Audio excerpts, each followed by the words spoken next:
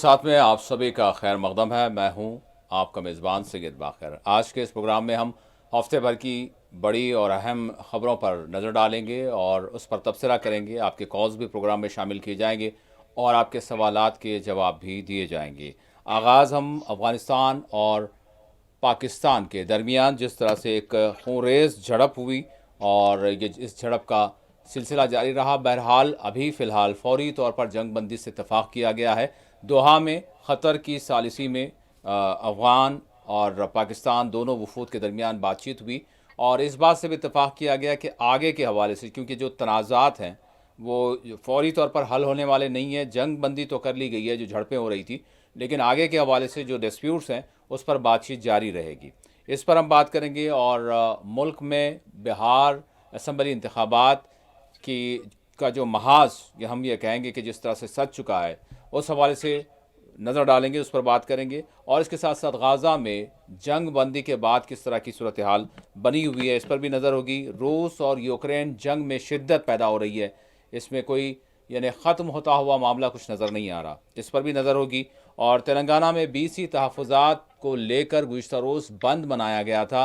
बंद का मकसद और फिर इसके साथ साथ बंद के बाद की सूरत हाल क्या है, उस पर भी हम नज़र डालेंगे और लद्दाख और जम्मू कश्मीर की सूरत हाल पर भी नज़र डालेंगे। इसके अलावा आपके सवालात प्रोग्राम में शामिल करेंगे। मेरे साथ इस वक्त फ़ोन लाइन के ज़रिए जुड़ चुके हैं सीनियर सहाफ़ी सियासी तजियाकार एम ए माजिद साहब। मैं माजिद साहब का प्रोग्राम में इस्तकबाल करता हूँ। माजिद साहब अस्सलाम वालेकुम। वालेकुम सलाम। भाई साहब, सबसे पहले अफ़गानिस्तान और पाकिस्तान के दरमियान यानी जो खूनरेज़ झड़पें शुरू हो चुकी थी, बहरहाल क़तर की सालिसी में माहिदा ये तय पाया है कि फ़ौरी तौर पर जंग बंदी की जाएगी, लेकिन मुज़ाकरात जारी रहेंगे। किस तरह से देख रहे हैं आप इस हफ़्ते की अहम ख़बर भी रही और बड़ा एक शिद्दत का माहौल हमने यहाँ पर अफ़गानिस्तान और पाकिस्तान के बॉर्डर पर देखा। जी भाई साहब। देखिए, ये हालिया तौर पर गुज़िश्ता 8-10 दिनों के दौरान 2-3 मरतबा ये हमले हुए हैं। खंदार काबुल में बमबारी भी की गई पाकिस्तानी फौज की तरफ से जी। और अफगानिस्तान की तरफ से कार्रवाई भी की गई और इस पस मंज़र में ये मामला हुआ जबकि अफगानिस्तान के वज़ीर ख़ारिजा आमिर खान मुत्तकी हिंदुस्तान के एक तवील दौरे पर थे। तो ये पस मंज़र को हम नज़रअंदाज करके पाक अफगान जो भी डिस्प्यूट्स है, जो भी मसाइल है, उस पर हम बात नहीं कर सकते। उस पर ये ज़रूरी है क्योंकि इनके दौरे के वक्त ये चीज़ें क्योंकि अफगान पाकिस्तान के जो मामलात हैं वो आज नए नहीं हुए, ये बहुत पुराने हैं और इनके दरमियान माजी में भी कई इसके इजलास हुए हैं। काबुल में इजलास हुए थे, इस्लामाबाद में इजलास हुए थे और क़तर में भी इन लोगों के इजलास हुए। कोई नई बात नहीं है, लेकिन हालिया दिनों में जो अफगानिस्तान ने हिंदुस्तान से क़ुर्बत की जो कोशिश की तिजारत के हवाले से या दीगर सरमाकारी के हवाले से, तो उस वो क्यों एकदम पाकिस्तान को मुश्तइल कर दिया गया कि भाई हमारे ये चीज़ें हो रही हैं और तहरीक तालिबान पाकिस्तान की तरफ से जो कुछ मामला जो नाम निहाद खवारिज का जो जिक्र अक्सर वो किया करते हैं उनके अपने मीडिया के ज़रिए, तो ये इसको समझने की ज़रूरत है। अब रही बात क़तर की सालिसी, अब देखिए क़तर ने सालिसी के ज़रिए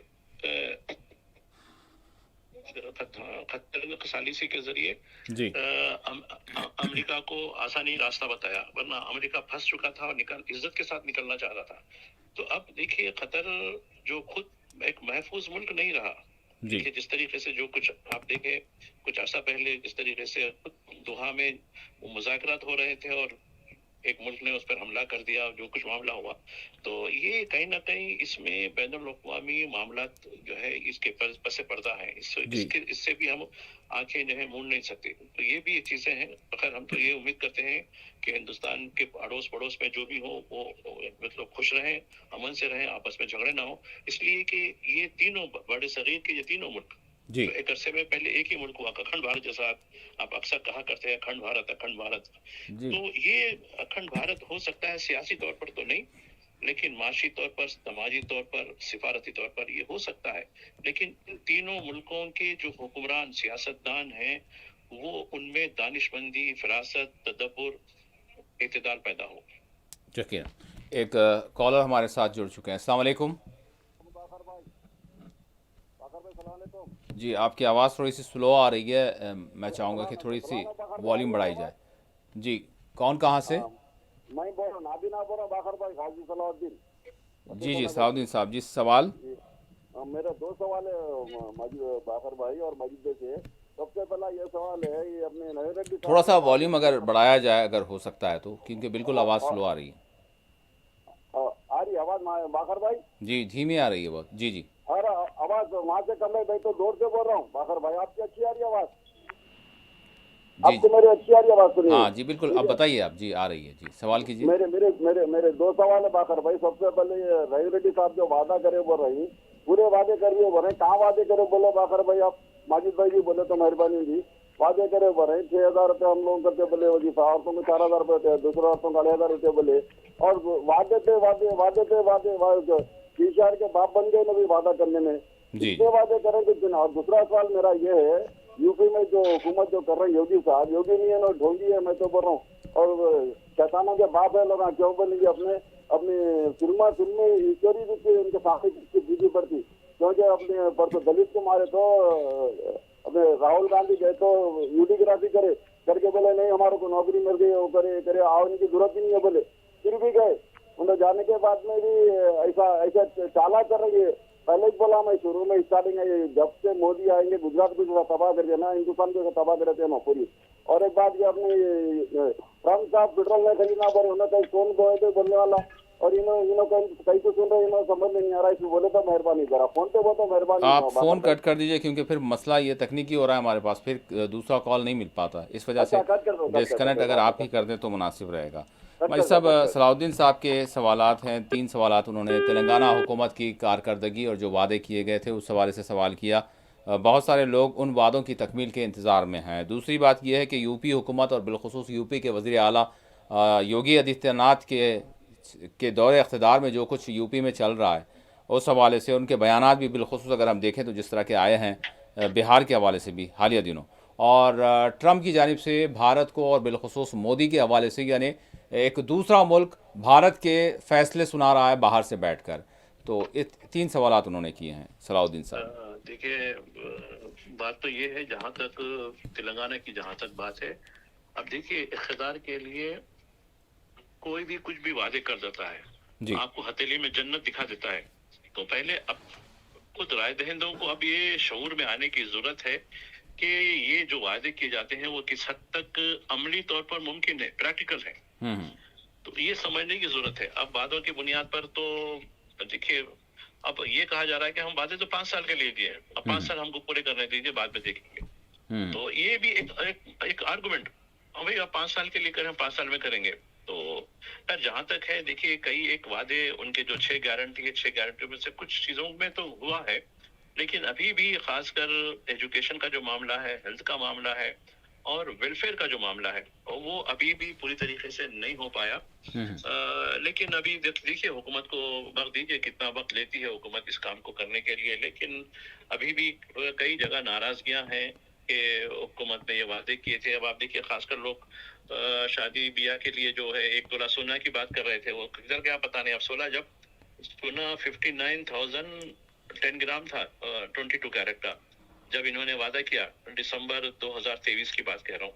जी और अब सोने का जो दाम है 1 लाख से ऊपर हो चुका है। जी। तो मैं सोचता हूँ कि ये अनप्रैक्टिकल होती है। सियासी जमातों को भी ये सोचना चाहिए कि हम ऐसे वादे ना करें जो अमली तौर पर मुमकिन नहीं है, तसल्ली के लिए देने की। रही बात दूसरी के उत्तर प्रदेश, देखिए गुजरात की लेबोरेटरी के बाद उत्तर प्रदेश, बल्कि बीजेपी की तमाम रियासतें, बीजेपी की जहां इक़्तिदार में है, सारी की सारी वो गुजरात मॉडल पे, बल्कि उससे बढ़कर मॉडल पे काम कर रही है। और देखिए बरेली में अभी तक क्या है, बरेली में जुल्म ज्यादातर की इंतहा हो गई। संभल में मैं आज आपसे बात कर रहा हूँ, संभल में बुलडोजर चल रहे हैं। जी जी। वो किस लिए चल रहे हैं, देखिए एक अलग इन्वान से चल रहे हैं। हम्म। तो ये रुकने, ये और मेरठ में भी इस तरीके का वाकया, कानपुर में वाकया इस तरह से, और कई इलाकों में जो है ये, और उनके जो बयान है जहरीले बयान।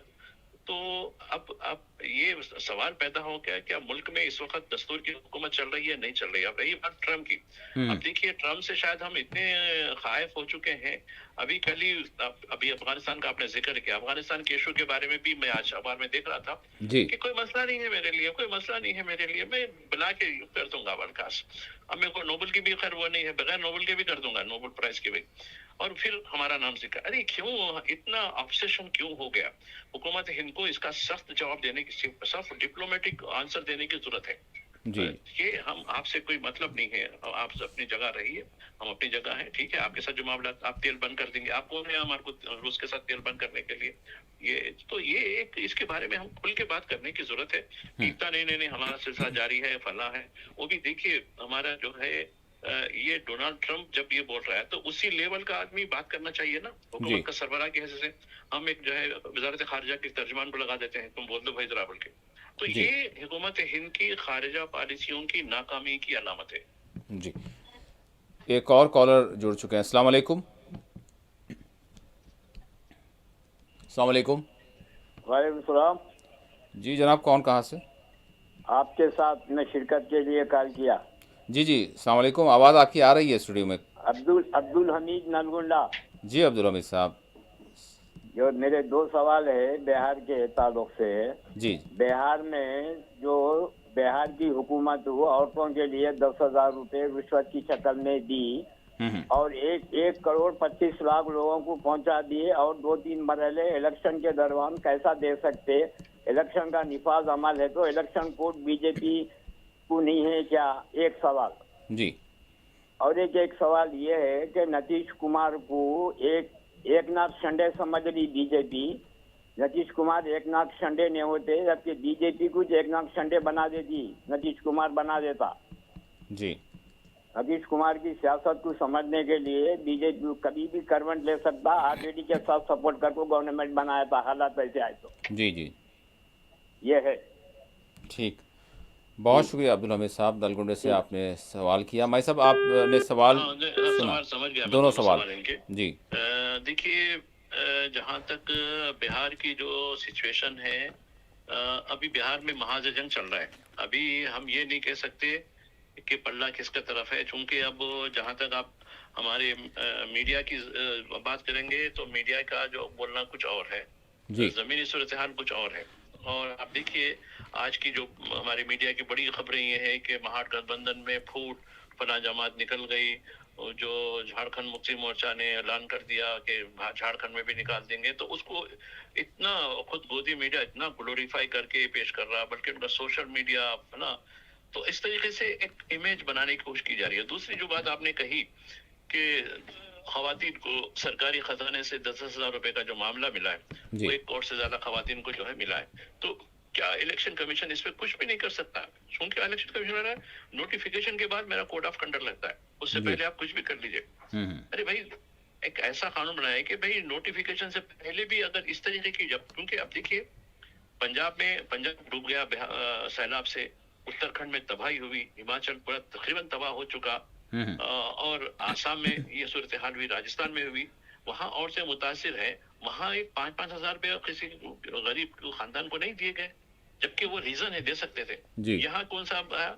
सिर्फ चंद इलाकों में, यहाँ थोड़ी सी बाढ़ आई थी बिहार के इलाके में, लेकिन आपने सारे बिहार की जितने भी औरतें थी सबको 10,000 रुपए तकसीम कर दिए। तो ये ऐसा समझते हैं कि इनके ये मुल्क का खजाना, ये मुल्क के आवाम के टैक्सों का पैसा इनकी मिरास तो नहीं हो सकती ना। तो ये इसको इलेक्शन कमीशन को भी समझने की जरूरत है और अपोजिशन जमातों को भी जिस शिद्दत के साथ इस मसले को, खैर हो सकता है कि हमारे मीडिया डाउन प्ले कर रहा होगा, लेकिन मैं समझता हूँ कि देखिए आवाम के दरमियान जाइए, आवाम के दरमियान बताइए कि इस तरह की सिचुएशन हुई है, आपको रिश्वत देने की कोशिश की जा रही है। तो ये जैसा कि लाडली बहनों का मिसाल है ना, महाराष्ट्र में और मध्य प्रदेश में जो कुछ, तो ये एक पूरी तरीके से बिहार इलेक्शन को ब्राइबिंग करने की पूरी कोशिश की जा रही है। जी मैं साहब इन शॉर्ट नीतीश कुमार के हवाले से जो कहा है एक नाथ शिंदे ये नहीं है, तो वाकई ऐसी बात है। अब देखिए कौन क्या है क्या नहीं है, लेकिन इनकी जो छवि इस वक्त बिहार के लोगों में, चूंकि बिहार के लोगों से मेरी बात हो रही थी, तो उन्होंने बताया कि अब देखिए जिंदगी का एक बड़ा हिस्सा ये सियासत में गुजार चुके, अब उम्र का जो तकाजा भी हो चुका, लेकिन कहते हैं कि नहीं ये बुढ़ा सियासतदान है, लोमड़ी जैसा है, फला है। ठीक है, लोमड़ी जैसा होगा, फला होगा, लेकिन इनके आसाब, अब इनकी चीजें, अब ये बताया जा रहा है कि पूरा कंट्रोल बिहार का लल्लन सिंह के हाथ में है, जो इनका नुमाइंदा है मैंने ये मरकजी सरकार के अंदर, ये पूरा चला रहे हैं। और आप देखिए, अगर नीतीश कुमार का हाथ चलता तो इनकी जो लिस्ट आई है, उम्मीदवारों की जो लिस्ट आई है, उसमें सिर्फ 4 मुसलमान नाम के लिए दिए जाते हैं। इससे जी पहले कितने दिए गए थे? तो ये एक पूरी तरीके से ऐसा दिखता है कि जो गिरफ्त पार्टी की जो ऑर्गेनाइजेशन जो गिरफ्त है, वो जी नीतीश कुमार के हाथ से निकलती जा रही है। ठीक। एक और कॉलर हमारे साथ जुड़ चुके हैं। अस्सलाम वालेकुम। हेलो। जी अस्सलाम वालेकुम। अस्सलाम वालेकुम वरहमतुल्लाह। वालेकुम सलाम जी, कौन कहाँ से? बाकी साहब मैं कश्मीर से हूँ। जी जी, आपका नाम? गुलाम मोहम्मद है। मैं आपका लिस्टर था पहले। गुलाम अहमद मीर साहब। जी मीर साहब जी, अस्सलाम वालेकुम। अस्सलाम वालेकुम वरहमतुल्लाह। जी जी, अर्ज़ सवाल। है कि हमारा कश्मीर का मसला जून का तो ही है। अब रहा गजा का मसला। गजा में अगर जंगबंदी हुई तो लोगों को और मारा जाता है। और एक बात, दूसरी बात, गजा जंग गजा ने जीत ली है, फलस्तीन ने जीत ली है, इसराइल ने जीत लिया, या किसी ने जीत नहीं। बस यही मतलब है। अगर ऐसा मारते रहेंगे तो इसका क्या फायदा है? साल का क्या फायदा है? अच्छा, गाज़ा के हवाले से क्या जानना चाह रहे हैं आप? गाज़ा की जंग के गाजा हवाले के से? हवाले से मैं ये जानना चाहता हूँ, अगर वहाँ जंग हुई तो उनको क्यों मारा जाता है? अब भी कल एक फैमिली के 11 मेंबर मार गए। हाँ हाँ, बिल्कुल बिल्कुल अगर जंग हुई तो ये क्या है? बिल्कुल सवाल है, बिल्कुल आपका जेन्युइन सवाल है। और हमारे दोनों मौज़ूआत भी हैं इस हवाले से। माजिद साहब, कश्मीर से हमारे मौजूद स्कॉलर गुलाम अहमद मीर साहब, उन्होंने लद्दाख की सूरत हाल से भी हवाले से भी बात की है। कश्मीर के मामले पर उन्होंने कहा कि मामले का हल नहीं हुआ, और इसके साथ साथ गाज़ा में अगर जंगबंदी हुई है तो उसके बावजूद फिर इसराइल की जानिब से यानी हमले क्यों किए जा रहे हैं, जंगबंदी की खिलाफ वर्जी क्यों की जा रही है। गुज़श्ता रोज़ एक ही ख़ानदान के 11 लोगों की शहादत हो गई। जी माई साहब। देखिए, हमारे कश्मीरी जो साथी हैं, वो जिस तरीके से कश्मीर पर जो कुछ हो रहा है, मैं उसके बारे में बात करूंगा जरूर, लेकिन गजा से जहां तक मुताल्लिक है, देखिए जालिम का मकसद पूरा हो चुका है। और आप देखिए, जो जिसको हम आजमा चुके हैं उसको मजीद आजमाना क्या अक्लमंदी हो सकती क्या? जी ये भी एक सवाल है। फरवरी के महीने में माहिदा हुआ था। फरवरी के महीने में जब माहिदा हुआ तो माहिदे की खिलाफ वर्जी किसने की, और माहिदे की पासदारी किसने की थी? ये भी तो सवाल है ना। बिल्कुल। जिस तरीके से 1 मार्च से माहिदे की खिलाफ वर्जी करते हुए कितने कत्ल खून कर दिए गए, बल्कि भूख प्यास से भी लोगों को मारा गया, और जो लोग खाने के लिए जा रहे थे, रोटी लेने के लिए जा रहे थे, तो उनको भी जो है शहीद कर दिया गया। तो ये पूरी दास्तान है इनकी। दूसरी जहां तक बात है जंगबंदी के बाद, अब ये जंगबंदी के बाद माहिदे पे इनके कौल और फौल का भरोसा ही नहीं है। जी और लोग दुनिया पे भरोसा कर लिए, और 20 से ज्यादा मुल्क मिलके मिस्र के वो शहर शर्म शेख में बैठ के जो है, क्या कौन है गारंटी दे रहा? अब वहाँ किसका, यानी जो गारंटर्स किधर है? अब वो लोग आवाज क्यों नहीं निकाले अभी तक? अब देखिए, जितनी भी खिलाफ वर्जी, मुसलसल 3 दिन से खिलाफ वर्जी हो रही है। जी, आपने अभी जैसा कि रेफरेंस दिया 11 आदमियों के खिलाफ, उससे पहले भी अभी तक 34 आदमी यानी शहीद हो कर चुके हैं। जी हाँ। तो ये गारंटर्स किधर है? ये जो 20 गारंटर्स, वो किधर है? उनको जी। कौन पूछने वाला है? तो ये फिर धमकियां अलग है, हमास ऐसा कर देंगे, हमास को ऐसा कर देंगे। हमास ने अपनी मजबूरी बताई है कि भाई ठीक है। फिर हमास के ताल्लुक से भी जैसा डोनाल्ड ट्रंप का जो बयान है, तो मैं समझता हूँ कि ये टिकाऊ नहीं है, ये रेत की दीवार है, ये किसी भी वक्त बह सकती है। जहां तक है, रही बात कश्मीर की, जी मैं कश्मीरियों से भी मैं बात करना चाहता हूँ कि देखिए, कश्मीर हो या लद्दाख हो, जी ना तो हिंदुस्तान ना पाकिस्तान की एस्टैब्लिशमेंट सिद्क़ के दिल से आपको नहीं चाहती। ये बिल्कुल बात मैं अपनी तरफ से कर रहा हूँ, आप इसकी डिस्क्लेमर दे सकते हैं आप। जी उनको सिर्फ आपकी जमीन से प्यार है, आपकी जमीन चाहता है, आपकी जमीन हथियाना चाहते हैं, आपके हुकूक सल्ब करके लेना चाहते हैं। इस बारे में अब लोग बोलेंगे हर मसले का हल जो है, जैसा हमारे पास एक मुहावरा है, हर मसले की हर मर्ज की दवा जिंदा तिलिस्मात। अब हर डिस्प्यूट की जो है क्या करना चाहिए डिस्प्यूट को हल करने के लिए डोनाल्ड ट्रंप, ये तो हम नहीं कर सकते, हम वो नहीं कर सकते, क्योंकि ये एक हम इसको बैनुल अक़वामी मसला भी बनाने चाहते हैं। जी तो हिंदुस्तानी हुकूमत यानी जिस तरीके से वादा किया गया कि रियासती इसकी जो है हैसियत बहाल करे, जी जो भी इसके साथ जो मसाइल है, और कश्मीरी अवाम जो है ना तो हिंदुस्तान की दिल्ली, सही बात ये कह रहा हूँ कि ना तो दिल्ली वालों से खुश है, ना इस्लामाबाद वालों से खुश है ये लोग। ये लोग एक बड़े मसले में है इस वक्त, बड़े डिलीमा में है ये कि हम क्या करना चाहिए। हमारे हकूक़ को सलब किया जा रहा है, हमारे जो जिस तरीके से किया जा रहा है, तो लिहाजा आप लोग संजीदगी के साथ बैठे हैं, एक मसले का हल किस तरीके के, जैसा कि हमारे दस्तूर के अंदर किस तरीके की चीजें दी गई, लेकिन मौजूदा जो हुकूमत है, जहाँ पहले ये कश्मीरी मुसलमानों पर होता था तो हिंदुस्तान के आम मुसलमान हमें क्या करना है बोलते थे, आज हिंदुस्तान के मुसलमानों पर भी हो रहा है जी। तो क्या मैं नहीं, आप अंदाजा लगाइए आप कि कल तक कश्मीरी मुसलमानों पर जो जुल्म ज्यादतियां होती थी तो हिंदुस्तानी मुसलमान उस पर रिएक्शन नहीं देते थे, और आज हिंदुस्तानी मुसलमानों पर हो रहा है, जम के रिएक्शन हो मतलब हो रहा है, इस पर क्या होगा। तो मैं सोचता हूँ कि ये एक बहुत बड़ा, मैं सोचता हूँ कि यह सूरत हाल है, इसमें एक बेहतर कौमी हिकमत इल्मी की जरूरत है, और ऐसी ताकतों को, ऐसी सियासी ताकतों को यानी उभारने की जरूरत है जो कश्मीरियत का साथ दे सकती है। ठीक, एक और कॉलर हमारे साथ जुड़ चुके हैं। अस्सलाम वालेकुम। बरकातो, बड़ी दिल की गहराइयों से और बड़ी मोहब्बत से आपको मैं सलाम कहता हूँ। सादा साहब, सैयद बाकर साहब, बड़े भाई, आपको सलाम अर्ज करता हूँ बड़ी दिल की गहराइयों से और मोहब्बत से। अस्सलाम वालेकुम रहमतुल्लाहि व बरकातुहू। वालेकुम सलाम व रहमतुल्लाहि व बरकातुहू। आपका इसमें ग्रामी, आपका नाम कहाँ से बोल रहे हैं? अहमद बाकर साहब मेरा। जी जी, अहमद साहब। मेरा सवाल है, खाली सवाल सुन के आप जवाब मत दीजिए, खाली जहन में रख लीजिए मेरा सवाल आप। जी जी जी। बाकर साहब, मैं जामिया निज़ामिया के मुफ्तियों से अपना प्रॉब्लम का सवाल सुनाया मैं जी। तो ये लोग झूठ बोल के घुमा रहे हैं और यजीद की बात कर रहे हैं, इमाम हुसैन अली मकाम की बात नहीं कर रहे।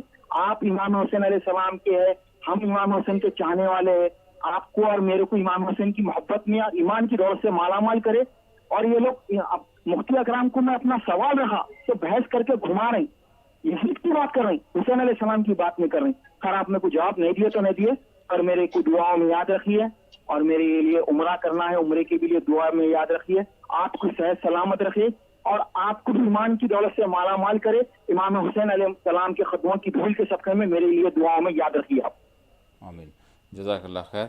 अहमद साहब, बहरहाल आपने अपने जो है जज्बात का इजहार किया, और जो भी बहरहाल आपने बात की, मैं चाहूँगा कि फ़ोन जो है आप डिस्कनेक्ट कर दें ताकि दूसरा कॉल भी हम ले सकते हैं। तो आपने जो एक बात जो सुनाई है, बहरहाल मैं जहाँ तक समझता हूँ ये दीनी मामले से जो है मुताल्लिक़ा है। ये और बात है कि ईमान, तो बहरहाल वो सारी चीज़ें अपने मकाम पर हैं, और सियासी तौर पर आपका इसमें कोई सवाल नहीं था, तो मैं भी खासिर हूँ इस हवाले से, ना माजिद साहब जो है इस हवाले से कुछ कह सकते हैं। बहरहाल आपने उम्रे का जिक्र किया, तो हम यही दुआगो हैं कि अल्लाह आपका जो है उम्रे की सादत से आपको जो है बहरावर फरमाए, और आपकी उम्रे को जो है कबूल फरमाए, और हमें भी दुआओं में याद रखें। नाज़रीन, एक छोटा सा यहाँ पर ब्रेक लेते हैं, ब्रेक के बाद दोबारा हाजिर होंगे। दोबारा खैर मक़दम है, हमारे साथ एक और कॉलर जुड़ चुके हैं। अस्सलाम वालेकुम। वालेकुम सलाम जी, कौन कहाँ से? अच्छा जी, वो जो है तो मैं डबल बेडरूम के लिए अप्लाई करी थी, मैं वहाँ जाके मैं तो वो लोग बोल रहे फोन आता बोल के पेपर लेके भिजा दिए हमको। अच्छा, आप कहाँ पर, कौन से दफ्तर से रुजू हुए थे आप? ये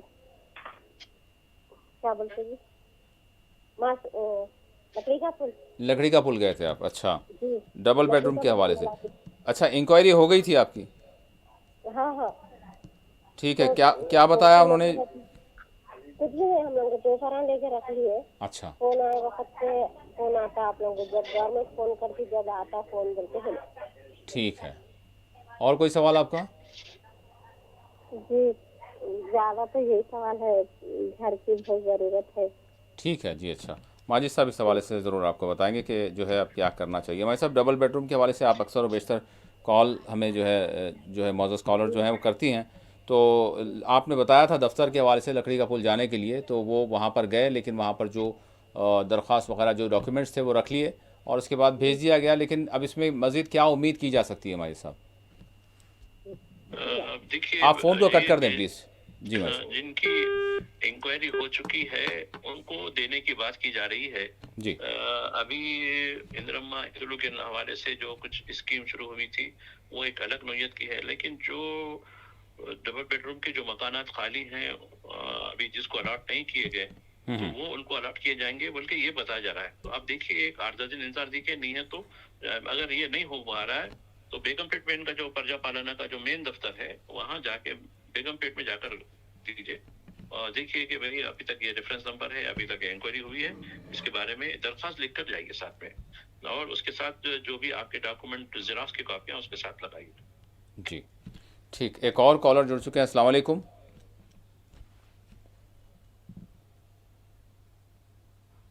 अस्सलाम वालेकुम। शायद लाइन ड्रॉप हो गई। माजी साहब, बिहार असम्बली की हमने बात की है, किस तरह से आप देख रहे हैं? और इसके साथ साथ मैं चाहूँगा कि तेलंगाना की भी हम बात कर लेंगे। गुज़िश्ता रोज़ यानी 42% तहफ़्फ़ुज़ात BC रिजर्वेशंस के हवाले से बंद भी जो है मनाया गया। तो बहरहाल बिहार एक तरफ है, दूसरी जानिब तेलंगाना है। जी भाई साहब। देखिए, बिहार में असल मुकाबला दो महाजों के दरमियान हो रहा है। एक तो NDA जिसमें BJP, जनता दल यू और कुछ उनकी दीगर हलीफ जमातें शामिल हैं। दूसरी तरफ महागठबंधन है जिसमें सबसे अहम राष्ट्रीय जनता दल, कांग्रेस और दीगर जमातें जिसमें लेफ्ट पार्टीज भी शामिल है। जी। तो अभी देखिए मुहिम तो बड़े पैमाने पर चल रही है, खासकर जो है फर्स्ट मरहले की जो रायदही होने वाली है 6 नवंबर को, उसके लिए घुमसान का रन चल रहा है।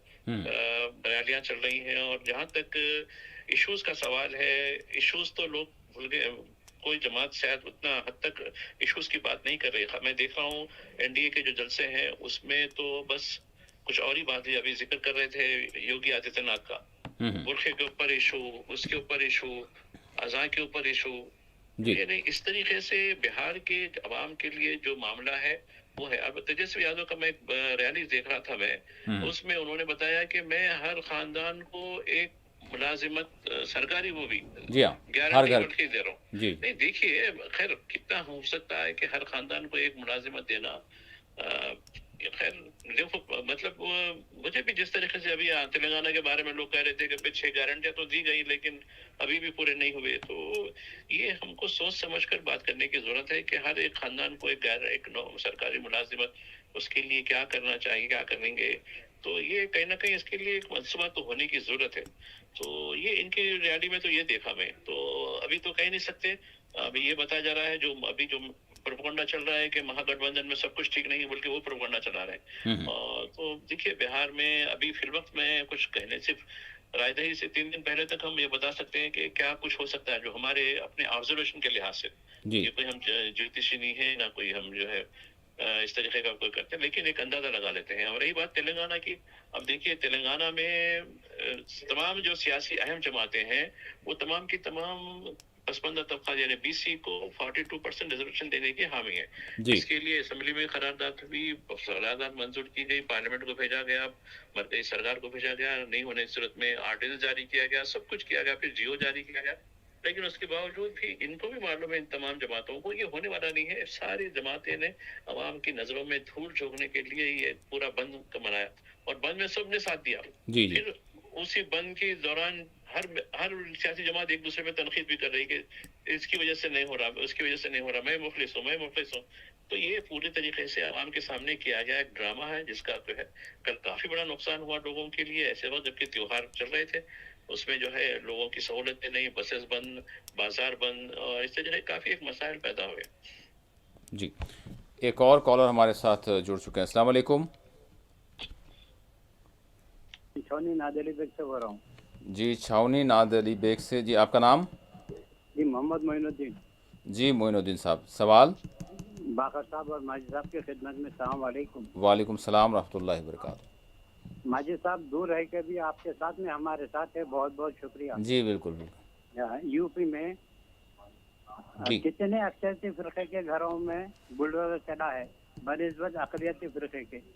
और एक दूसरा छोटा सा सवाल है, जेलों में गैर जरूरी इंतजाम के तहत अकलियती फिरके के लोग आज की तारीख में कितने महरूस हैं, बताएं तो मेहरबानी आप। बहुत शुक्रिया।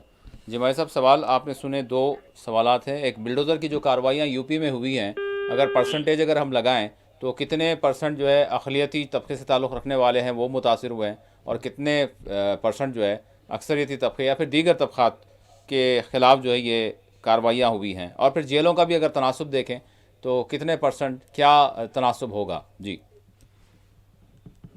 देखिए, जो आबादी के लिहाज से मुसलमान माइनॉरिटी में है, जेलों की में जो इनमेट्स हैं जिलों की आबादी के लिहाज से मुसलमान मेजॉरिटी में है।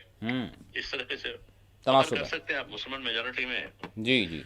रही बात एक बिल्डोजर की NGO कार्रवाइयाँ। ने एक शीट जारी की है कि 2017 से लेके अभी तक गुज़िश्ता 8 साल में 17,000 बुलडोजर की कार्रवाइयां हुई और उसमें तकरीबन 90% से ज्यादा मुसलमानों के खिलाफ हुई है।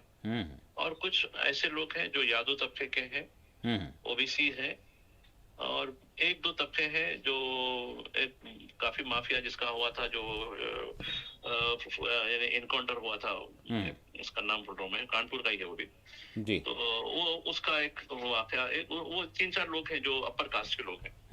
मेजॉरिटी मुसलमान है, नंबर 2 पे यादव है, नंबर 3 पे दलित है, नंबर 4 पे मैचो, ये उधर के जो बिल्कुल हिस्ट्री शीटर्स ये हुई है।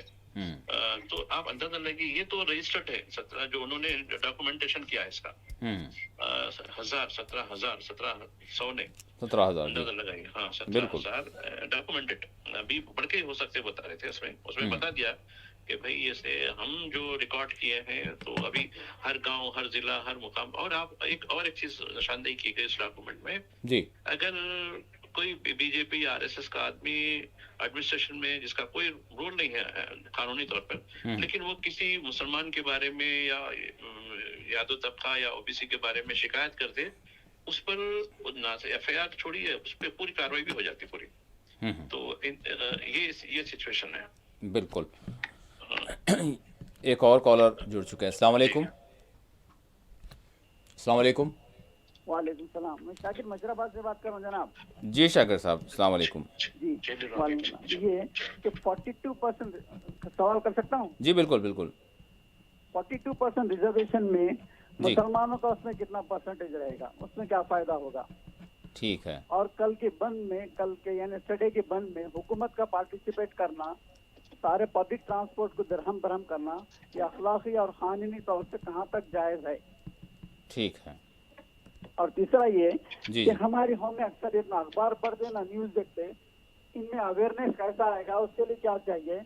अब्दुल माजिद साहब और आप दोनों बड़े सीजन और पॉलिस जर्नलिस्ट हैं, उसके बारे में बस यही है कि ये बता चारा घर तेरी जमील में। अस्सलाम वालेकुम, शाकिर मशराबाद से। वालेकुम सलाम। जी भाई साहब, शाकिर साहब का जी दोनों, अच्छा आपने सुना दोनों सवाल? एक तो 42% तहफ़्फ़ुज़ात के हवाले से उन्होंने सवाल किया कि इसमें मुसलमानों का जो है कितना फ़ीसद जो है हिस्सा रखा गया। दूसरी चीज़ ये है कि गुज़िश्ता रोज़ जो बंद रखा गया तो इससे क्या फ़ायदा हुआ, और फिर साथ ही साथ इसमें हुकूमत की भी शमूलियत थी, गैर एलानिया हम कह सकते हैं, लेकिन उसमें जो लोगों को मसाइल का सामना रहा वो कितना अखलाक़ी तौर पर दुरुस्त था। और ये बात उन्होंने रखी है। 2 सवाल ये थे जी। और फिर मुसलमानों की शऊर बेदारी के हवाले से हमेशा शाकिर साहब सवाल करते हैं, वो भी उन्होंने बात की जी। जो कास्ट सेंसस हुआ था उसमें मुसलमानों ने पूरी तरीके से हिस्सा नहीं लिया। पहले नंबर 1, अगर वो पूरी तरीके से हिस्सा लेते तो जो मुसलमानों का जो कंपोनेंट होता है ओबीसीज में वो 15% हो जाता। अब ये 10.14 हुआ है जी। तो इस लिहाज से 10% क्या इनकी गुंजाइश मिलती। रही बात बंद की, ये बंद तो तमाशा है, मैं कह रहा था ना, इसमें कुछ नहीं है, ये सिर्फ आंखों में धूल झोंकने के लिए है। ये स्टेट स्पॉन्सर बंद समझ सकते हैं इसको, और इससे कुछ होने का नहीं है। और ये ओबीसी का जो रिजर्वेशन है 42 होने वाला नहीं है, चाहे आप लटक भी जाए। क्योंकि मैं इससे पहले भी आपको बता चुका हूँ कि कुछ अर्सा पहले, जबकि कई साल पहले से ये केस पेंडिंग हो रहा है कि 50% की जो सीलिंग उसको तोड़ना है ना, उस पे पहले ही एक कॉन्स्टिट्यूशनल बेंच काम कर रहा है। वो कब काम करता है नहीं मालूम है, लेकिन ये केस ऑलरेडी पेंडिंग है। तो इस लिहाज से ये जो है महज एक झूठी तसल्लियां हैं, इससे कुछ होने का नहीं। जी। एक और कॉलर जुड़ चुके हैं। अस्सलाम वालेकुम। जी मैं मोहम्मद शकील सिद्दीक की बात कर रहा हूँ, हुसैन आलम बीबी फातिमा कॉलोनी रोड हैदराबाद से। मुझे माजिद साहब अस्सलाम वालेकुम। वालेकुम सलाम। जी मुझे बोलना ही है साहब, पिछली बार मैं जब बात किया था कि जो आज दिन जो हफ्तावारी जो बाजार रख रहा, तरकारी के बाजार जो लग रहा है लोगों के घरों के सामने, तो उसमें म्युनिसिपल कॉर्पोरेशन का परमिशन नहीं है। उसमें सुप्रीम कोर्ट के कुछ गाइडलाइंस है जो वो डालने पे रिलायंस वाले सुप्रीम कोर्ट को गए थे, तो सुप्रीम कोर्ट बोली कि बस अगर वहाँ से बस्ती वाले नहीं चाह रहे तो नहीं लगाना। अगर उस बस्ती में से 25 लोगों में से 5 घर नहीं लगाना मेरे घर के सामने, वो तो नहीं लगाना, ये सुप्रीम कोर्ट का ऑर्डर है, ये मुझे मालूम है, इसमें बल्दिया का कुछ भी नहीं है। रिलायंस वाला का था मैं कोटा लेता हूँ, मैं साहब किसानों से खरीदता हूँ, मैं टैक्स भरता हूँ, मेरे पास एम्प्लॉई है, मैं तो कौन नहीं बोले, पूरा कोटा ने कौन बोली सुप्रीम कोर्ट। दूसरी बात और एक बात चीज़ मैं माफी चाहता हूँ, बड़े अदबन गुजारिश आपसे कर रहा हूँ कि कुछ इन्फॉर्मेशन पूरी तरह नहीं मिलती हमारे को, और जो बिल्डिंग रेगुलेशन स्कीम रोक दी, मैं ये रेवंत रेड्डी जो है सीएम खुद आ रहे थे PRS के वक्त कि ये बिल्डिंग तो जंगल की जमीन पूरी कब्जा हो जाएगी बिल्डिंग बना करके रेगुलेशन स्कीम का लोकल के इलीगल तरीके से, तो ये भी रोक दी कोर्ट यहाँ की कि बिल्डिंग रेगुलेशन स्कीम नहीं होता। अलबत्ता लैंड रेगुलेशन स्कीम का जो है जिसके पास पट्टा है, पुराना है, खानदानी लड़की उनको लैंड का कर रही, वो भी बहुत रुक के नहीं कर रहा। और तीसरी बात ये बोलना था, अब बस का टिकट में मैं ट्रैवल करा था साहब परसों गवर्नमेंट ऑफ तेलंगाना की बस में जी, वो बस का टायर पंक्चर हो गया, दूसरी बस में पड़ा तो टिकट बनाया, वैसे मैं टीचर बनने से मैनेजिंग डायरेक्टर के पास आ गया।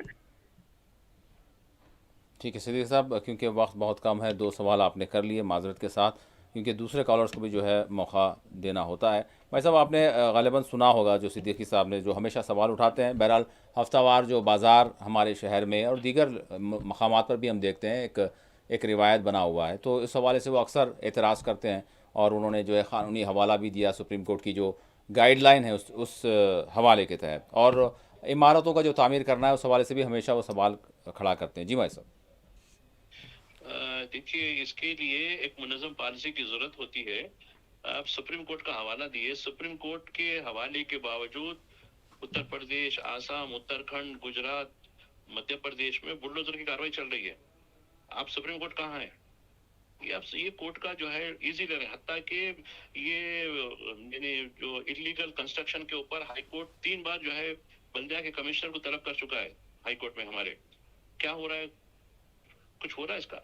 तो इसके लिए देखिए, जब तक आपके पास यानी हमारी जो सियासी ताकत है ना, वो ताकत भी सही खुतूत पे काम करने की जरूरत होती है। जो भी हमारे हुक्मरान होंगे, चाहे चीफ मिनिस्टर हो या GHMC में जो भी हम हुकूमत चला रहे हैं, नज़म चला रहे हैं, तो मैं समझता हूँ कि देखिए जब तक एक इनकलाब नहीं आएगा, वरना देखिए जेंसी जैसी सूरत हाल मुल्क में पैदा हो सकती है। ऐसा नहीं है। आप जो मसले उठा रहे हैं ना, अब आप देखिए बिल्डिंग रेगुलेशन एक्ट क्यों बनाते हैं लोग? बिल्डिंग बना लो 5 फ्लोर की, 2 फ्लोर की पहले परमिशन ले लो, उसके लिए यानी टाउन प्लानिंग वाले को पैसे दे दो, उसके बाद 1-2 साल के बाद आप बिल्डिंग रेगुलेशन का जो है कानून निकालते, पेनाल्टी दे दो, आपकी बिल्डिंग पर हो जाती है। क्यों? Building regulation act, land regulation act, ये खत्म कर दो पहले। ये खत्म नहीं करते, चूंकि आमदनी का जरिया है। तो इस मुल्क को यकीनन आपकी फिक्र अपनी जगह है, मैं सताइश करता हूँ सिद्दीकी साहब आपका, कि मगर इसके लिए हमको एक लॉबी बनाने की जरूरत है, एक सोच बनाने की जरूरत होती है अपने को। जी भाई साहब, यहाँ पर हफ्तावार बाजार के हवाले से हमें इस तरह के भी कॉलर मतलब माजी में आए हैं। इसके लिए मैं चाहता हूँ कि GHMC की जो वार्ड कमेटीज हैं, फला है, ये लोग लोकल लोगों से, मुकामी लोगों के साथ एक मीटिंग करें। जैसा ट्रैफिक मसले के ऊपर मैं भी इससे पहले ये बात कर चुका हूँ कि जो यू टर्न लंबे हो रहे हैं आजकल, तो लोकल जो स्टेक होल्डर्स हैं उनके साथ एक मीटिंग करके इस मसले का हल निकाल सकते हैं। नहीं, ये भी जो ये हफ्तेवारी बाजार के लिए भी जो है ट्रैफिक पुलिस, GHMC और लोकल जो स्टेक होल्डर्स है, इनके साथ एक मीटिंग कर कोई ना कोई सोल्यूशन जरूर निकाल सकते हैं। दुनिया में कोई ऐसा मसला नहीं है जिसका हल निकाला सके। बिल्कुल, ट्रैफिक के हवाले से हमारा जो महकमा ट्रैफिक है या फिर बल्दिया है, वो अपने बहुत ही अच्छे काम दीगर मामलात में भी कर रहे हैं, ये वाज़े है। लेकिन दूसरी चीज़ ये भी है, ठीक है खामियां भी हैं, लेकिन एक इंसानी एंगल के हवाले से हमको इससे पहले भी सवाल मौसूल हुआ था प्रोग्राम में कि जो ख़ुद बाज़ार लगाने वाले हैं वो ये कह रहे हैं कि भाई कुछ तो आप थोड़ा सा ये भी ख्याल रखें, हम अपनी रोटी रोज़ी हफ्ते में एक बार हासिल करते हैं, उसमें भी आपको एतराज़ है, तो उनके सवाल को भी जो है शामिल रखना चाहिए शायद। उस हवाले से क्या कहेंगे आप? ठीक है, बाजार में जो है थोड़ा सा बदनज़मी नहीं होनी चाहिए, लेकिन उनको भी मौका मिलना चाहिए, बेचारे रोजगार है उनका भी। तो वो जो है जी, ह्यूमन एंगल जैसा आप जिक्र कर रहे थे, वो ह्यूमन एंगल भी जरूरी है इसके लिए। जी, जब आप जो है कोई काम करना चाहेंगे तो हमारी जो सिविक कम्युनिटीज पहुंचाने वाले जो डिपार्टमेंट्स है, चाहे वो ट्रैफक पुलिस हो, GHMC हो, इंतजाम करें, एडमिनिस्ट्रेशन हो, उनके साथ जो स्टेक होल्डर्स भी तो होने चाहिए ना, उनका भी तो बात सुनी जा रही है। जी जी, बहरहाल एक और कॉलर हमारे साथ जुड़ चुके हैं। अस्सलाम वालेकुम। अस्सलाम वालेकुम। शायद लाइन ड्रॉप हो गई भाई साहब। हमने गाज़ा के हवाले से भी जिक्र किया, मैं जानना चाहूँगा गाज़ा भी और रूस और यूक्रेन के दरमियान जो जंग जारी है, गाज़ा में जंगबंदी के बाद का जो माहौल बना हुआ है उस हवाले से नहीं, ये किस तरह से देखिए देख रहे हैं? जो जंगबंदी का जो मामला है वो ज्यादा देरपा साबित होने वाला नहीं है, चूंकि ये सारे मुल्क कत्लेआम में किसी न किसी तरीके से रास्त तौर पर या बिलवास्ता तौर पर मुलविस है। वो लोग गारंटी दे रहे हैं, क्या गारंटी दी है? अभी तक देखिए 34 लोगों की हलाकत हो चुकी। कौन इनकी जान की सलामत का जिम्मेदार है? वहाँ एक किस्म की बात जगह लूटम लाट भी चल रही है, जिसकी मन है कुछ भी नहीं, जो भी मलबे में जो कुछ निकला उसके लिए गवर्न करने वाला कौन है? कोई गवर्न करने वाला नहीं है। अब रही बात रूस और यूक्रेन की जंग के बारे में, देखिए जंग, अब देखिए दो दिन पहले ट्रम्प जो है पुतिन से फोन पे बात करके बड़े खुश हो गए कि मेरे से अच्छी बात हुई, फला हुई, बात हुई, लेकिन उसी लम्हे रूस ने ताबड़तोड़ कैफ पर हमला किया। तो ये एक ड्रामा, ये कब तक होते रहेगा? आप बातचीत भी करेंगे, उधर लड़ाई भी कर देंगे, फिर कहेंगे कि मैं फला मिसाइल उसको देने वाला हूँ जो लॉन्ग रेंज के हैं। तो मैं समझता हूँ कि डोनाल्ड ट्रम्प दरअसल एक मानों में अमेरिका के लिए एक लायबिलिटी बन सकता है। ठीक है, एक और कॉलर जुड़ चुके हैं। अस्सलाम वालेकुम। अस्सलाम वालेकुम। वालेकुम सलाम जी, कौन कहाँ से? मैं बड़लागुड़े से आबिद बात कर रहा हूँ साहब। जी जी, सवाल जी साहब, वो इलेक्शन से पहले पेंशन जो है 4000 करेंगे, लेट साबित 0 करेंगे, गैस 500 रुपए करेंगे, कुछ भी नहीं हुआ साहब। अभी गए तो वहाँ फिरा रहे हैं, बेजार होकर बैठ गए। ठीक है, वही पूछना था। राशन कार्ड वाइट है आपके पास? जी वाइट है साहब, वाइट है। ठीक है, बिल्कुल माजिद साहब से जानते हैं। जी माजिद साहब, वज़ाइफ के हवाले से करंट के बिल में इलेक्ट्रिसिटी के उसमें जो सब्सिडी की बात, गैस का, उसके लिए वाइट राशन कार्ड है तो आप भी अप्लाई कर सकते हैं, ऐसा कुछ भी नहीं है। आपकी 200 यूनिट तक आपके पास है। बाद लोगों को लेट हो रहा, लेकिन है स्कीम है, उसको किस तरीके से करना है वहाँ तो मेरी सेवा पे इसका जो है आप मुकामी किसी मेरी सेवा पर जाकर इसकी जो है मालूमात हासिल करें। नहीं, हाफिज साहब ने इससे पहले भी किया था, कर लिया उन्होंने, सारी कार्रवाई कर दी, लेकिन कुछ हो नहीं रहा है, वो पूछ रहे हैं भाई साहब, अब क्या करें? तो देखिए प्रजा पालना के काउंटर पे जाइए, बेहतर होगा। नहीं तो आप साइट पर हैं, उनकी साइट पर भी आपने अपनी बताइए कि मेरे को ये प्रॉब्लम हो रहा है, उसके लिए अभी तक जो है कुछ इसका जो है सोल्यूशन नहीं निकला। या नहीं तो फिर मंगल और जुमे के दिन बेगमपेट में प्रजा पालना का दफ्तर है, वहाँ शख्सी तौर पर एक दरखास्त लिख कर जाए, वहाँ जो है मसला हल हो सकता है। ठीक है, एक और कॉलर जुड़ चुके हैं। अस्सलाम वालेकुम। जी मैं हूँ, हमारे साहब अभी बात किया था मैं जी ये कहना चाहना, तो बाजार जैसे रोटी रोजगार का है तो रोटी रोजगार बाजार रोक देंगे, एक प्रेग्नेंट लेडी को कैसे ले जाएंगे, हॉस्पिटल का अस्थमा का पेशेंट को कैसे ले जाना सर? सिद्दीकी साहब, मैं चाहूंगा कि 2 कॉल आपके शामिल कर लिए, अगले प्रोग्राम में फिर करें, आप जरूर आपकी बात को शामिल करेंगे, लेकिन हमारा काम यह है, मैं पैनल से भी चाहूंगा कि हर 2 का जो है रुख रखना और हर किसी की बात रखना हमारा इस प्रोग्राम का मकसद है, क्योंकि आप अक्सर और बेशतर बाजार के हवाले से सवाल करते, तो कुछ सवालात वो भी हैं जो बाज़ार लगाने वालों के हवाले से, उनका भी मौक़िफ़ रखना हमारा जो है फ़रीज़ा है। इस हवाले से मैंने उनकी बात इंसानी एंगल के हवाले से रखी है। आपको जो एतराज़ है फिर प्रोग्राम में आप ज़रूर रख सकते हैं। भाई साहब, आखिरी सवाल करूँगा, वक्त बिल्कुल ख़त्म पर है। लद्दाख और कश्मीर की सूरत हाल के हवाले से हमने बात की है, लद्दाख की जो सूरत हाल है उसको किस तरह से देख रहे हैं? बारे में देखिए, सोनम वांगचुक का जो अभी तक मामला है, उसका ऐसा क्या जुर्म थे जो अभी तक उसकी जमानत नहीं हो पाई, नंबर 1। लद्दाख में अभी तक भी देखिए, हमारा एक साथी है वहाँ, वो खैर वो कुछ पैगाम ही भेज रहा हमारे को, कहा कि भाई इंटरनेट बंद है वहाँ, पूरी सोशल खराब है, लोग सब भी जो है हड़ताल पर है, लेकिन हमारे मीडिया में कहीं भी उसका कोई जिक्र नहीं हो रहा। ऐसा यानी हम लद्दाख को भूल गए, ऐसा हो गया। लेकिन ये चीज अब तक आप लोगों के साथ ऐसा खेलते रहेंगे, अब लोगों के अंदर जो लावा पकड़ा है, वो लावा जो है एक दिन बड़ा तूफान बन सकता है। वो लावा हुआ था जो गुज़श्ता दिनों जो कुछ हुआ था, वो लावे को कभी भी हमको अकल की होश नहीं दिए, उसको दबाने की कोशिश करी है मीडिया के जरिए, एडमिनिस्ट्रेशन के जरिए। तो मैं समझता हूँ कि ये मसले का हल नहीं है। यकीनन। शायद एक और कॉलर हमारे साथ जुड़ चुके हैं। अस्सलाम वालेकुम। लाइन ड्रॉप हो गई। माजी साहब, इसके साथ ओवरऑल इस वक्त जो तजस्सुस बना हुआ है, इस वक्त जो लोग देख रहे हैं, एक फ़िक्रमंदी है, एक तो कौमी सूरत हाल, कौमी जो हालात हैं वो अपने मकाम पर हैं, एक ये चीज़ हो रही है कि देखें जब भी त्यौहार आ रहा है तो लोगों में एक किस्म का खौफ और ख़दशात जो है, बिलखुसूस हिंदी बेल्ट में। तो बिहार इंतखाबात के करीब आते आते किस तरह का माहौल आप देख रहे हैं भाई साहब? अब देखिए, बिहार में इनकी सारी हरकतें, ये आइलो मोहम्मद के नाम पे इशू बनाया नहीं हुआ, कुछ ना कुछ तरीके से हिंदू मुस्लिम करने की कोशिश की गई, हिजाब का मसला बनाया गया, नहीं पा रहा। मेरे को ये अंदेशा है कहीं ये अपने पड़ोसी के साथ मैच फिक्सिंग कहीं ना कर लें। ये कर सकते हैं ये लोग, चूंकि जब मामला कौम परस्ती का हो जाएगा तो इसी के बुनियाद पे जिस तरह पुलवामा के नाम पे शहीदों के फोटोआं दिखाकर वोट लिए गए, बिहार में भी जो है पड़ोसी के साथ मैच फिक्सिंग करके हुए, अरे हमारी वो जो है कौम के ऊपर वो है फलाना। मैं यहाँ पर डिस्क्लेमर ये दूंगा कि माजिद साहब के ख्यालात हैं ये इससे हम बिल्कुल इत्तेफाक नहीं करते। बहरहाल हमारा ये मानना है कि ये बाहर के मामला थे, देश की सुरक्षा का मामला बिल्कुल अलग है और अंदर के जो इंतखाबात होते हैं उसका मामला बिल्कुल अलग है। जी माजिद साहब। नहीं बिल्कुल ठीक है, मैं आपकी बात से इत्तेफाक रखता हूँ, मगर कह रहा हूँ कि मैं अभी ऐसा कोई कम्युनल इशू क्लिक नहीं हो पा रहा बिहार में। असल परेशानी बीजेपी की यही हो रही कि वोट चोरी और एसआईआर का जो इशू चला उसके बाद से जो ग्राफिंग है, ठीक है ये लोग स्कोर कर सकते हैं, जैसा कि आज जो महागठबंधन में इख्तिलाफ है, फला है, वो पार्टी ऐसा कर दी, ये पार्टी जो ये तो चला रहे हैं, बराबर चला रहे हैं, लेकिन end of the day result नहीं आ रहा है इनको। रिजल्ट के लिए क्या करना चाहिए? और देखिए सत्यपाल मलिक जो है अपने इंतकाल से दिन पहले आप बेड पे बताए थे, आप जी दिल्ली के हॉस्पिटल में बेड से आपकी जो है क्लिप है मेरे पास है, उसमें आप बताए थे कि उन्होंने भी ये बात कही थी कि बिहार इलेक्शन जीतने के लिए ये कुछ भी कर सकते हैं। जी ठीक, एक और शायद कॉलर हमारे साथ जुड़ चुके हैं। अस्सलाम वालेकुम।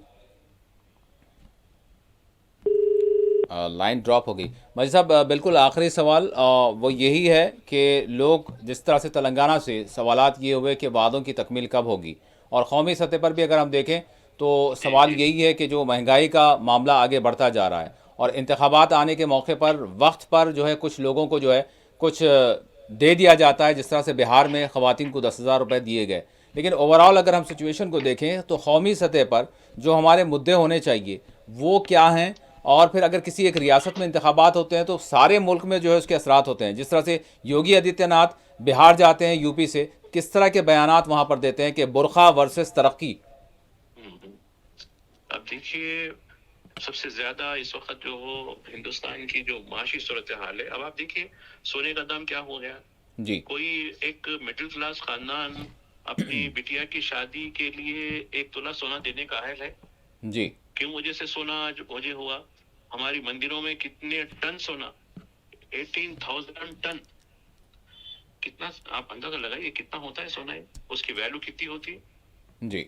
यानी हम पत्थरों को सोना देने तैयार है। तो आप बोल रहे हैं वो देश के काम में ला दिया जाए, मतलब क्या क्यों बोल रहे हैं आप? हमारी गुड़ियाओं बिटियाओं को 1 तोला सोना देने के लिए नहीं इस काबिल नहीं है, ये कह रहा हूँ मैं, कंपैरिजन कर रहा हूँ मैं, आप जो है कम्युनल वो नहीं कर रहा हूँ मैं। जी जी।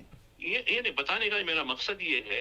अच्छा आप टैक्स कितना होता है आपका, टैक्स कम कर दीजिए ना जी। आप इस पे 17 टैक्स लगाए थे सोने पे हमारे, निकाल दीजिए, ठीक है। जो सेंट्रल एक्स चला रहा है चलाइए, बोलिए ठीक है सोना इतना महंगा हो गया लिहाजा हम ये टैक्स से फलां टैक्स से फलां टैक्स से, जैसा जीएसटी का तमाशा करे आप, हम जो है सिंपलीफाइड कर दिए, फलां कर दिए, रिड्यूस कर दिए, वैसे ही करो ना भाई। दिवाली या त्योहार मना सकते थे हम, अच्छा सुने लक्ष्मी की पूजा करते थे हमारे हिंदू। जीएसटी में इस्लाहत लाई गई है ना हमारे साहब, बहुत सारा फायदा आपको भी इनडायरेक्टली हो रहा है। ढकोसला है साहब, ये ढकोसला है। इन सोने के दाम बढ़ने में भी हमारी हुकूमत का भी रोल है। हमारी हुकूमत ने सही तौर पर अब देखिए जब ये इख्तियार पे लिए थे डॉलर के मुकाबिल रुपया कितना था, अब कितना है, तो और सोने का दाम कितना था मुझे याद है, सोने का दाम कितना था उस वक्त 42% 42,000 वो था। तो ये जो है हम भी जिसके लिए जिम्मेदार है आज जो सिचुएशन है, सबसे बड़ी ये सिचुएशन है। दूसरा हम इफरात ज़र की जो सिचुएशन है, तीसरा बेरोजगारी की सिचुएशन है। खुद सरकारी आदाद शुमार बताते हैं कि 35 लाख के करीब वैकेंसीज जो नोटिफाइड वैकेंसीज हैं, ऐसा नहीं कह रहा हूं मैं, वो पूरी की पूरी वैकेंट पड़ी हुई है। आप उसके जरिए जो आउटसोर्सिंग के जरिए, कॉन्ट्रैक्ट के जरिए या फिर उसको प्राइवेटाइज करके चला रहे हैं। कई चीजों को जो है आप पहले गोल्डन हैंडशेक होता था, अब गोल्डन हैंडशेक भी खत्म हो गया, पेंशन की स्कीम होती थी वो भी खत्म कर दिए गए। तो यानी वेलफेयर इंसान का वेलफेयर नहीं है, सिर्फ पॉलिटिशियन का वेलफेयर है। हमारी democracy is not welfare of the people, welfare of the politician. ठीक है। तो ये चीजों को हम लोगों पे लाना है, लोगों को लाना। ठीक है लोग ताकतवर है तो सब चीजें होती है, लोग ही ताकतवर को कमजोर करके इस तरीके से जो है प्ले करते जा रहे हैं। तो मैं समझता हूँ कि मुल्क में सबसे बड़ी जो परेशानी है बेरोजगारी है। और आप देखिए हम बाहर के मुल्क हमारे साथ कैसा कर रहे हैं। डोनाल्ड ट्रंप कैसे हमारे लोगों को इलीगल कह कर, ठीक है इलीगल भी है तो क्या बेइज्जती के साथ लाता है और हम उसको कबूल भी कर लेते हैं। ठीक है। ये हमारी खुद बेशर्मी की बात है ना, बेइज्जती की बात है हमारे लिए। हमारा आदमी जो है हथकड़ी पहन के पैरों में बिड़ियां बनकर एक फौजी तैयारी में लकड़ी के तख्ते पे बैठकर आता है।